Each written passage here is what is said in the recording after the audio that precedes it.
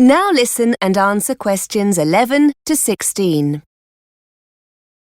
Hi, you're listening to Mark Ambrose, and I'll be with you through to midday on Talkback, the show where you tell us what you think about Radio Western.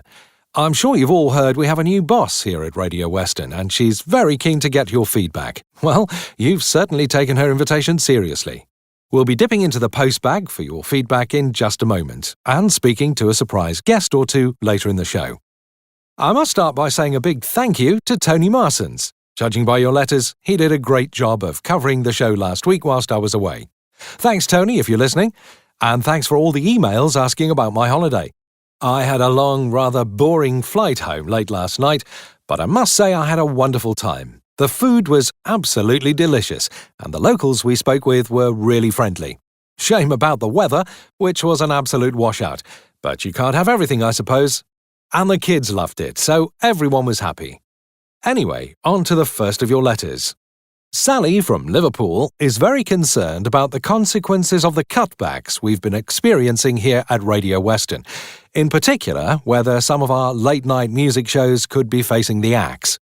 We're force-fed a great deal of pop music throughout the day, writes Sally, and some of your listeners look forward to the more niche musical genres you cover in the evening.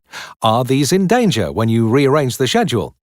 Not at all, Sally. In fact, look out for one or two exciting new shows over the coming weeks. We've got a brand new classical music show coming soon, and the return of the ever-popular Chris Green with his show on international folk music. And of course there's Carol Whittaker's History of Jazz every Friday night. Hopefully this will put your mind at rest, Sally. John from Leicester writes in to point out that many of our guests on Talkback and other shows seem to run out of time before they have the chance to finish the interview. It happens again and again, writes John. As the programme draws to a close, guests get rushed and many questions go unanswered. Why don't you offer some kind of after-show online channel where the guest can continue answering listeners' questions? I think that's a great idea, John. And as you go on to say, if it were recorded, people who don't get the chance to hear the live show could catch up later. We'll certainly pass this one up to management. I'm sure a service like this would go down really well on our website. Now, Clive has a question that would be of interest to all us over 50s fans of Radio Western.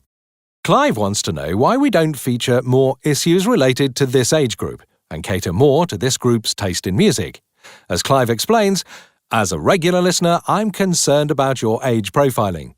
Presenters seem intent on covering topics that appeal very much to the 30-somethings, which is great for them, but what about people of other ages?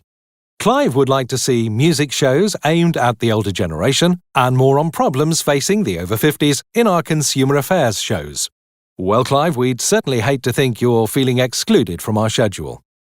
What about other listeners? Do you think we're getting it about right, or is there room for improvement?